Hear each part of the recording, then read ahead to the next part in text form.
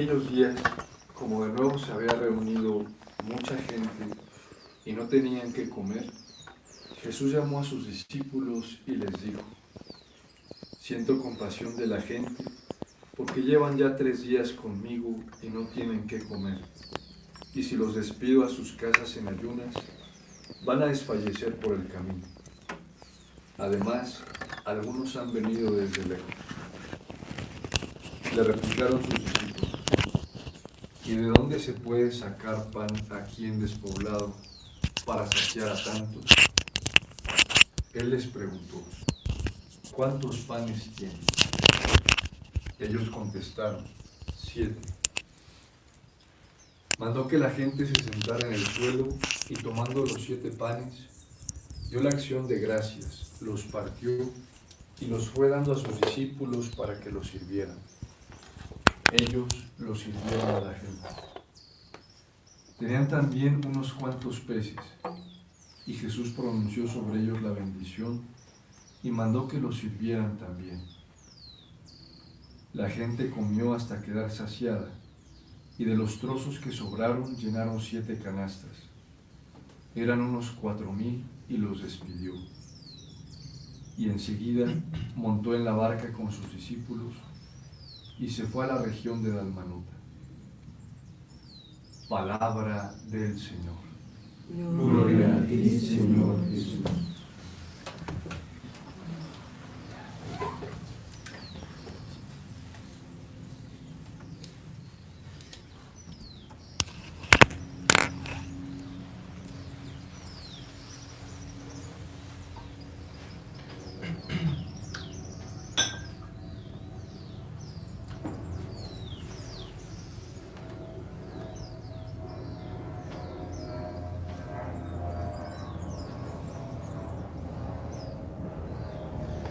Los quiero invitar para que ustedes mismos vayan a la palabra de Dios en el primer libro de los Reyes y retomen este texto o esta narrativa completa. Vuelvo y digo, la liturgia de la palabra que nos ofrecen los sordos, las conferencias episcopales, pues por tratar de ayudarnos de una forma más comprensiva, práctica y rápida de la palabra de Dios, recortan muchísimos versículos de los contenidos. Sobre todo en este libro de los Reyes lo vemos en el capítulo 12 y el capítulo 13. Entonces, ojalá vuelvan y mediten, reflexionen, lo lean detenidamente a la luz del Espíritu Santo para poder encontrar lo que el autor sagrado nos quiere expresar en este texto de la palabra de Dios, y es lo que la Iglesia hoy quiere escuchar. En primer lugar, ya vemos pues un daño gravísimo a la unidad. ¿Por qué? Lo decíamos ayer: por desobediencia, por infidelidad, por el pecado. El pecado de Salomón, y luego un pecado que también se va a proliferar, se extiende a todo el pueblo, y el pueblo deja pervertir su corazón. Ya de un reino surgen 2 reinos: el reino del norte y el reino del sur. El reino del norte va a tener en cabeza a Jeroboam, que no hace parte de la sucesión monárquica, ¿sí? Pero es un líder a quien Dios ha escogido y a quien Dios también le ha puesto una misión. El reino del sur, que va a quedar tan solo con 2 ciudades, 2 tribus, va a quedar en cabeza de Roboam, que es hijo de Salomón y tiene toda la autoridad de la descendencia monárquica. Roboam, que quiere recuperar al pueblo, a los de Israel, a los del reino del norte, manda un emisario para intentar convencerlos de que no se dejen arrastrar por la división, y a uno de sus siervos lo matan a piedra. Roboam, por miedo, vuelve y sube a Jerusalén y reúne cerca de 80,000 jóvenes para ir a pelear y traerlos a la fuerza. Pero el Señor, a través de un profeta, le manda un recado a Roboam y le dice que no haga eso, porque esa batalla es de él, no es de los hombres, y él se va a encargar del asunto.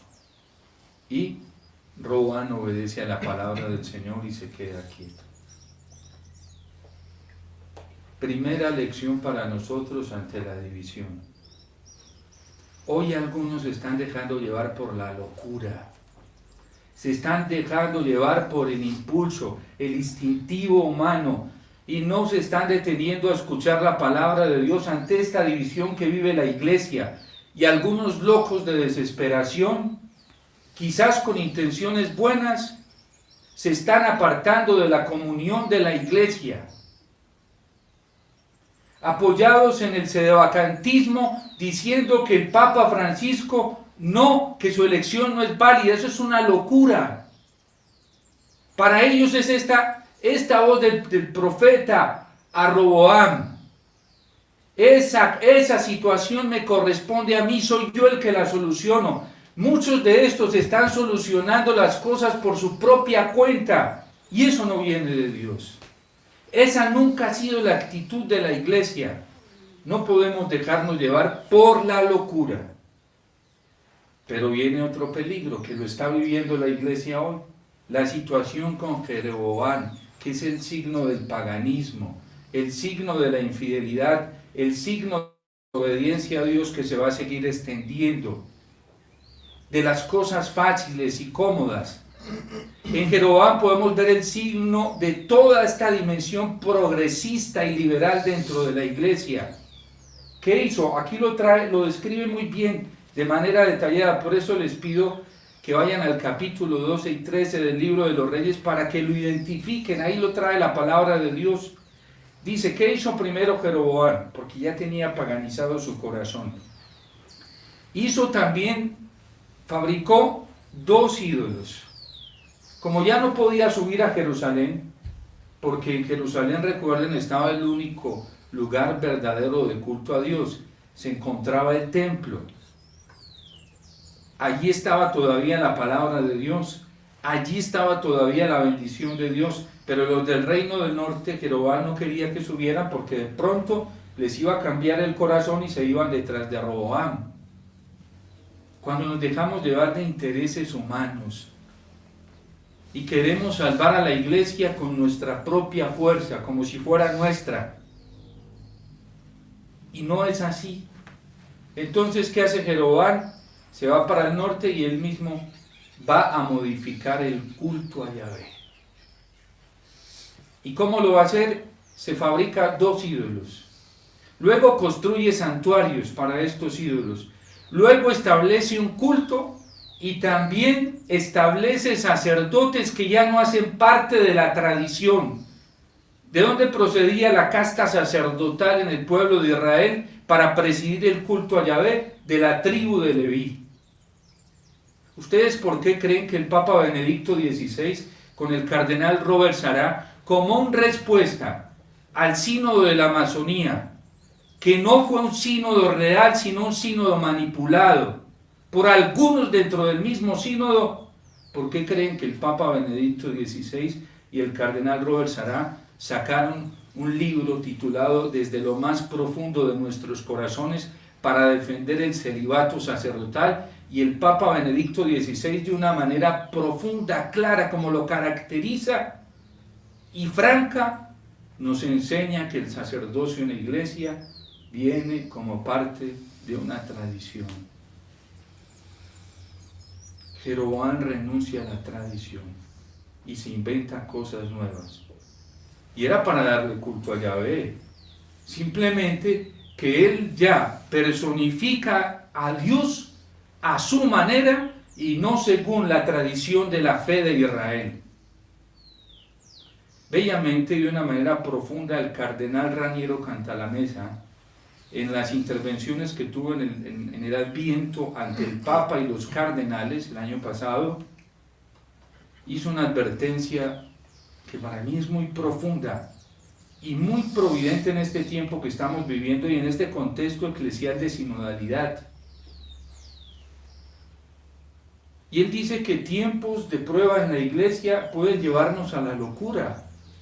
Pues no lo dice con estas palabras, yo lo estoy interpretando, porque él dice, pone un ejemplo, cuando los apóstoles estaban en dificultades y los intentaron callar.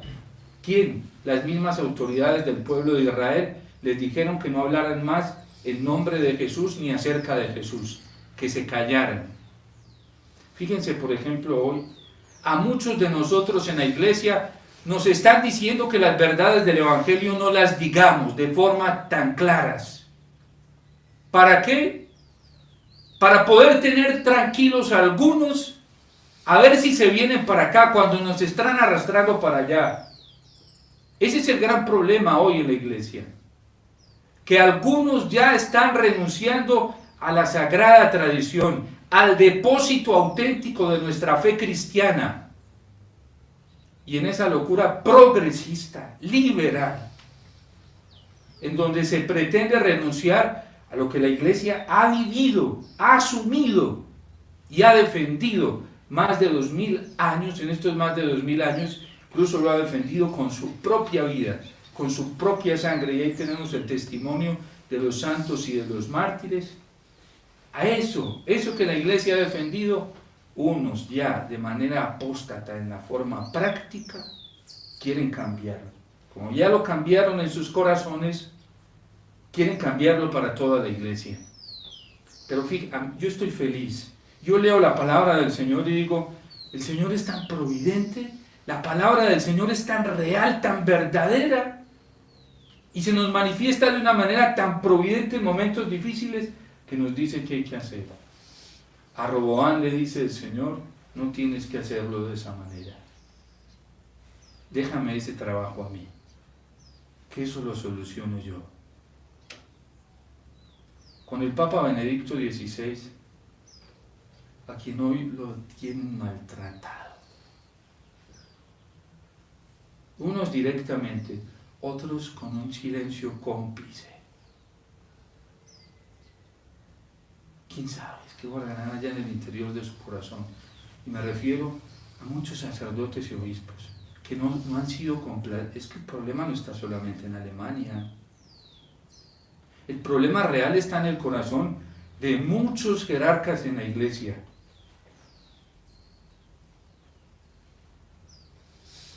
Una vez un sacerdote me pidió que lo atendiera y me confesó, me dijo, padre, lo que a mí me enseñaron de Benedicto XVI era que era un inquisidor. Eso fue lo que aprendí en mis estudios de teología.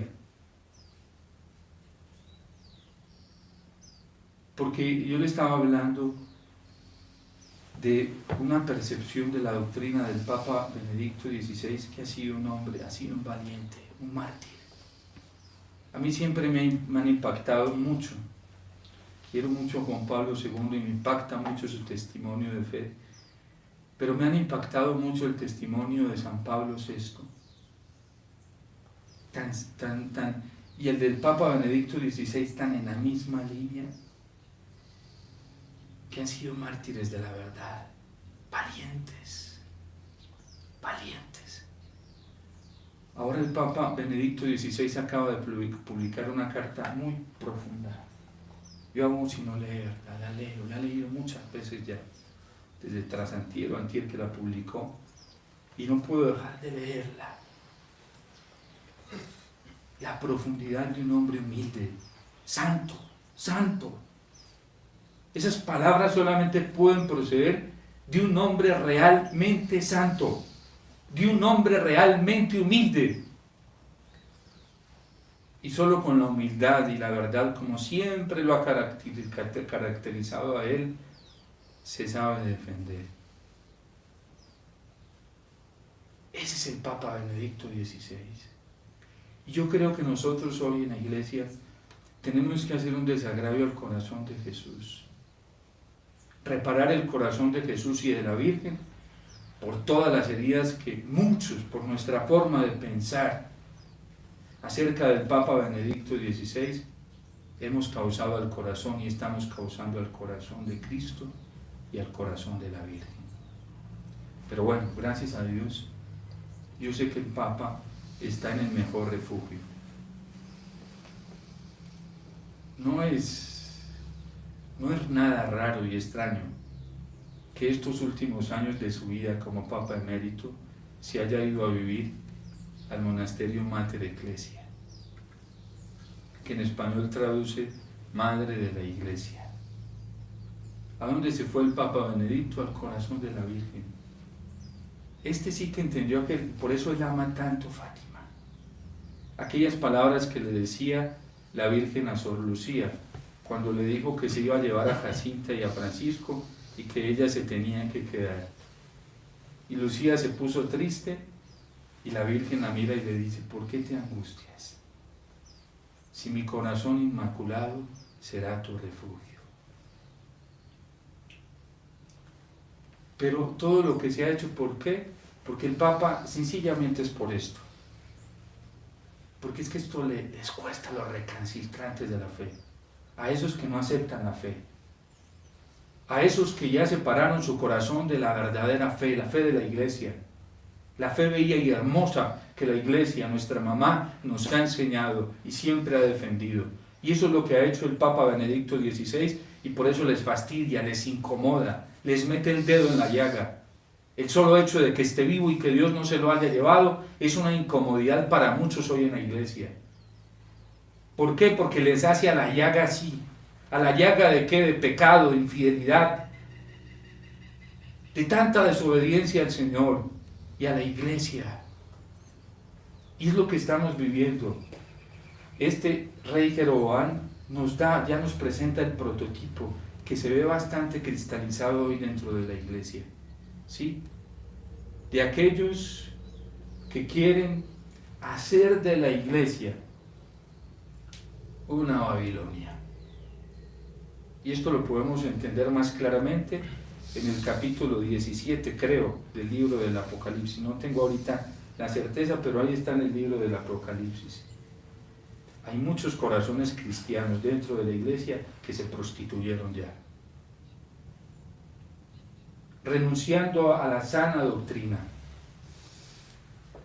Fíjense que el catecismo nos dice algo bien importante, donde, haciendo un comentario a la bienaventuranza, dichosos los limpios de corazón, y dice la Iglesia: ¿cuáles son los limpios de corazón?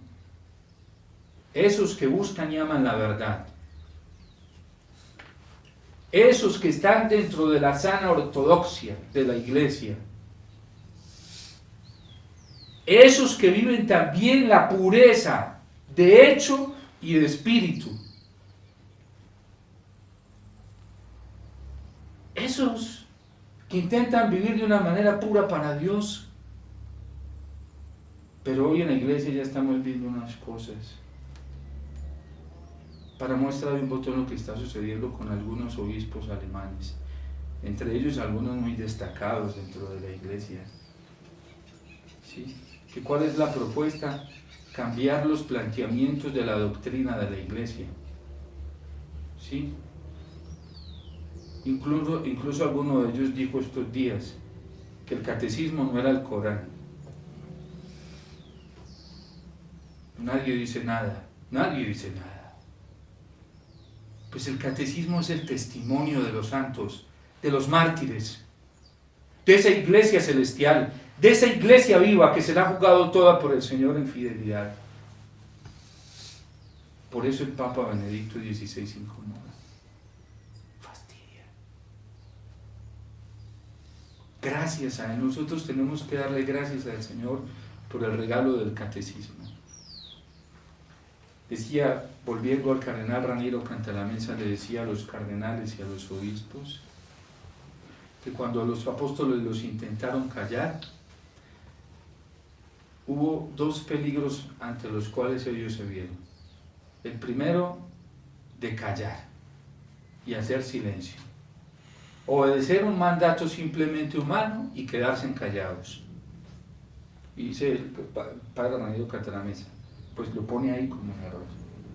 Y dice, el otro extremo,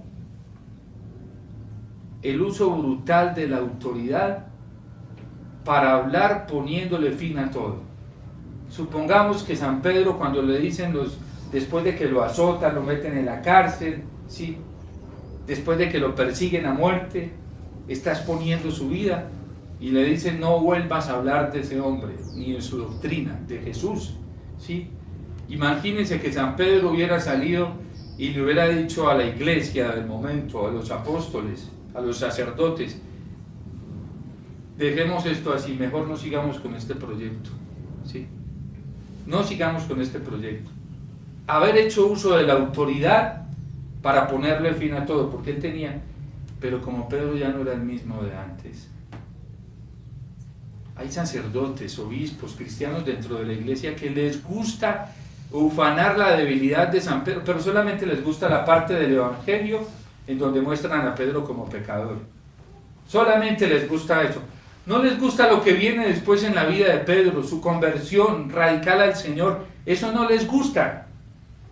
Hay algunos de San Pablo, por ejemplo, que les gusta coger la palabra de Dios y el testimonio, cortar el testimonio de San Pablo antes de conocer a Cristo, antes de ser rebosado del Espíritu Santo, para defender su propio pecado. Se lo pedíamos a la Virgen ahorita, al Señor, que no nos quedáramos, al Señor no en el canto de entrada, ¿sí? Que no nos conformáramos con el mundo, ¿sí? Esos cantos tan bellos, tan profundos, que también están por allá guardados. Y dice el padre Raniero, cardenal Raniero Cantalamessa, dice: ¿cuál es la actitud de los apóstoles ante una decisión que tienen que tomar? Si callarse, como a muchos, hoy también hay muchos, a uno lo impresiona tanto hoy, con todo lo que vimos en la iglesia, tanto silencio de parte de los pastores, tanto silencio de parte de sacerdotes, obispos, con problemas graves que estamos viviendo. Vamos a ver qué dicen nuestros obispos ahorita que entramos en contexto de elecciones, porque necesitamos de ellos, necesitamos que pongan en práctica el carisma de la verdad, para que nos den orientaciones. Pero lo trae el cardenal Raniero Cantalamessa. Esos silencios cómplices del error.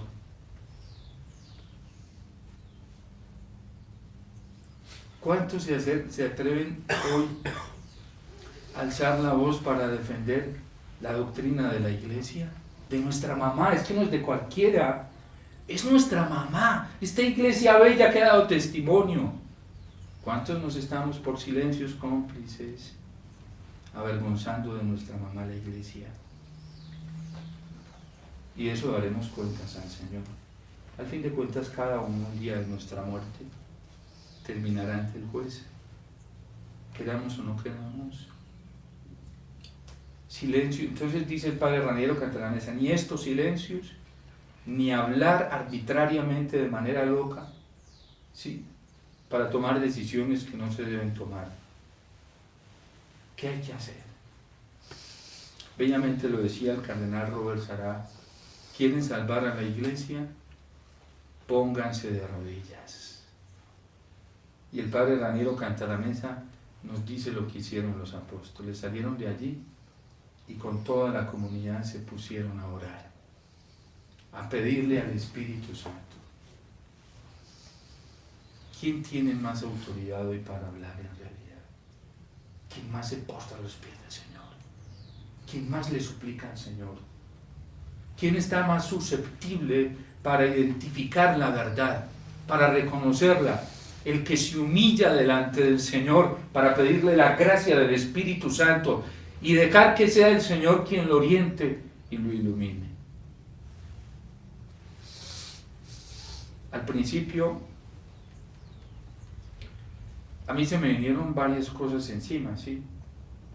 Por mi forma de hablar, de predicar, por la forma de hacer las homilías. Y yo entré en un momento de confusión, de pensar si estaba o no estaba haciendo la voluntad del Señor. Muy fuerte, porque me decían: Dios no es así, el Señor no es así, ¿sí? Y lo más tremendo es que era gente dentro de la iglesia. Pues todos cristianos estamos dentro de la iglesia, pero dentro de nuestra misma realidad. Y yo qué hice, ponerme a orar. Y le preguntaba al Señor, me acerqué a una persona muy sensata y le manifesté: mira, es que esto, que me ha escuchado y me escucha, ¿sí? Y me hizo esta pregunta: ¿tú oras antes de hacer tus homilías y tus reflexiones? Y le dije, sí. No será lo suficiente mi oración, seguramente, pero le dije sí. Entonces me dijo, ¿de qué te preocupas? Sigue.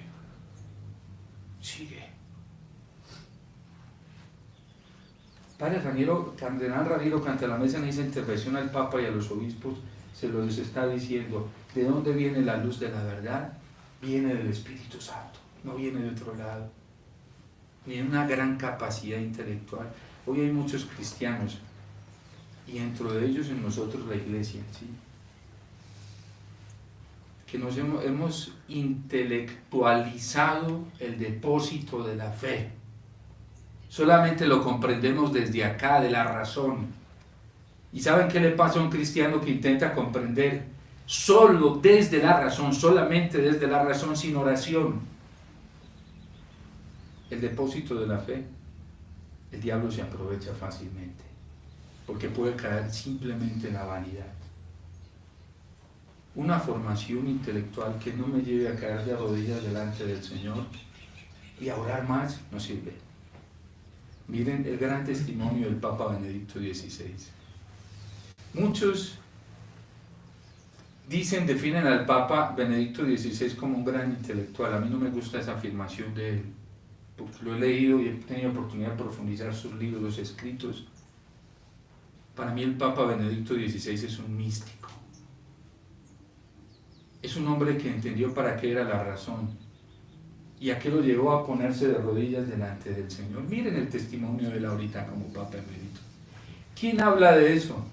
Un hombre que está entregado a la oración, y algunos hasta les podrán pensar, ¿qué pensar un Papa tan intelectual? Ya no escribe, ya no... Está haciendo lo mejor, lo de los apóstoles. Se fueron a orar, a pedir la luz del Espíritu Santo. Después viene el primer concilio también para la iglesia, y ¿qué se hacen? Ellos se van a orar. El Espíritu Santo y nosotros decidimos. Porque eso hace el auténtico hombre y mujer de Dios. Primero escucha al Señor y ahí pone todas sus preocupaciones a los pies del Señor, y para eso es la Eucaristía. ¿Qué hacemos nosotros en el ofertorio? El ofertorio no es un signo decoroso ahí, es para traer todo ahí, para que el Señor lo transforme y para que en el momento más grande de Pentecostés, donde Cristo sacerdote pide la efusión del Espíritu Santo sobre los dones que nosotros presentamos y se transformen en su cuerpo y su sangre, sean transformadas todas nuestras intenciones. Nosotros en la Eucaristía lo tenemos absolutamente todo. Me decía un sacerdote, Padre, con todo esto tan difícil que estamos viviendo hoy en el mundo, la amenaza de guerra, la situación de la iglesia, usted ya tiene un lugar para donde irse. Y hay que tener identificado un lugar para donde se vaya, Padre, porque esto se va a poner muy tremendo, ¿sí? Y me dijo, y hoy hay muchos refugios físicos, ¿sí? Lugares donde uno se puede esconder, refugiar, Padre, hay que mirar eso, ¿sí? Entonces me preguntó y me dijo, ¿usted ya tiene un refugio? Y le dije, sí, ya hace tiempo que lo tengo. Ya, eso. Sí, ¿cuál es? La Eucaristía y la Virgen. La Eucaristía y la Virgen. En la Eucaristía tenemos el mejor refugio. La Virgen. Porque ella fue la que acompañó a los apóstoles en el momento más crítico y les dijo qué tenían que hacer. Es muy diferente uno creer que tienen que hacer algo y ahí lo hacen, y es otra cosa muy diferente venir a preguntarle a la Virgen, al Señor, qué tienen que hacer y escuchar la orden de ellos, como Roboam. Entonces pidámosle al Señor la gracia, esto que trae la palabra de Dios tan bello, ¿sí? Es un ejemplo real lo que pasó con Jeroboam y lo que pasó en el cisma del pueblo de Israel y cómo se pervirtieron. Y sabemos cuál es el final de todo eso, ¿es cierto? 721, la caída total del reino del norte. Caen a manos de los enemigos. Porque todo lo que se hace con la fuerza humana, eso cae, se pierde. Después, como el reino del sur tampoco se sostuvo fiel a Dios, también cayó en el siglo VI. y bien duro que cayó. Este cayó más duro todavía. Este se dio más duro. Se quedaron sin templo, sin culto, sin sacerdotes. ¿Cuál era la oración de los profetas en el destierro? Ya no hay culto, ya no hay sacerdotes, ya no hay templo. Suplicaban misericordia del Señor. ¿Por qué nos estamos quedando muchos hoy sin el verdadero culto? Por infieles, por desobedientes. Hoy, dentro de la iglesia, muchos cristianos estamos viviendo las consecuencias de muchas de nuestras infidelidades. Entonces, ¿qué tenemos que hacer? Hoy más que nunca tenemos que plantarnos en la verdad de la palabra de Dios, en la verdad de la iglesia que está sobre todo en los sacramentos, que nada ni nadie nos aparte de los sacramentos, sobre todo de la Eucaristía, del sacramento de la confesión y de los demás sacramentos que todos orbitan en torno al gran sacramento de la Eucaristía, donde se celebra por excelencia el acontecimiento pascual, tal y como nos lo enseña el Concilio Vaticano II. Amemos mucho la Eucaristía, amémosla mucho. En este sábado que estamos también dedicándole a la Virgen, ella es nuestra casa segura, ella es la casa de Dios. Su corazón inmaculado es nuestro gran refugio. Nada ni nadie nos podrá hacer daño allí, ni el diablo. El diablo, dice San Luis María Griñón de Montfort, le teme a los que son verdaderos hijos de la Virgen, no a los que se han paganizado, porque los que se paganizan, el diablo juega con ellos como se juega con un balón de fútbol, se tira para allá y para acá. Por eso la fidelidad al Señor y a la Virgen es nuestra gran garantía, y por eso el Señor instituyó los sacramentos y los dejó dentro de nuestra Madre la Iglesia. Jesús sabía lo que iba a pasar, Él sabía. Dios sabía, por eso nos dejó el sacramento y el gran sacramento de la Eucaristía. Amemos mucho la Eucaristía, reparemos el corazón eucarístico de Cristo y que está siendo tan ultrajado, que hay tanto sacrilegio, que hay tanta profanación, que hay tanta indiferencia. Reparemos también el corazón eucarístico de Cristo, reparemos el corazón de nuestra Madre, la Virgen María, el corazón de la Iglesia, y oremos mucho por el Papa Benedicto. Aunque es doloroso lo que él está viviendo, a mí esto me da más certeza de su testimonio, me da mayor garantía de que él va por donde debe ir, de que lo que él nos ha enseñado es verdadero, y si no, Satanás no estuviera tan enfurecido con él, si no, el mundo no estuviera tan furioso con él. Acompañémoslo a él en su sufrimiento, pero también démosle gracias al Señor por este Papa tan extraordinario, el Papa emérito que Dios nos regaló. Así se lo ha hecho saber también el Papa Francisco, con una carta privada que le escribió, manifestándole toda su confianza, su ayuda. Papa Francisco repetidas veces nos lo ha dicho, todo lo que tenemos en este gran hombre, en el Papa Benedicto XVI. Entonces, pues si el mismo Papa Francisco reconoce la profundidad, la grandeza de Dios en este hombre, ¿cómo nosotros no vamos hoy a darle gracias al Señor por su vida de un Papa santo, de un Papa que se le ha jugado toda por la verdad, que es fiel a su legado episcopal? La verdad siempre estuvo en su legado episcopal, sacerdotal y dentro de su ministerio petrino, y es un gran regalo. Entonces, en su dolor acompañémoslo con nuestras oraciones, como siempre lo hizo la Iglesia con el Papa Pedro, ¿sí? Cuando lo encarcelaban, cuando estaba orando toda la Iglesia por él. Oremos también por el Papa Francisco, a quien el Señor ha permitido en estos tiempos tan difíciles que vive la Iglesia, y démosle gracias al Señor, porque no estamos solos, no estamos solos. El Señor nos dejó el mejor refugio, su corazón eucarístico y el corazón de la Virgen, y ahí estaremos bien si somos fieles.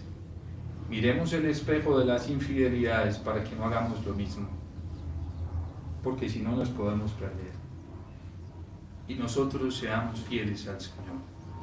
Dios te salve María, llena eres de gracia, el Señor es contigo, bendita tú eres entre todas las mujeres, y bendito es el fruto de tu vientre, Jesús. Santa María, Madre de Dios, ruega por nosotros pecadores, ahora y en la hora de nuestra muerte. Amén.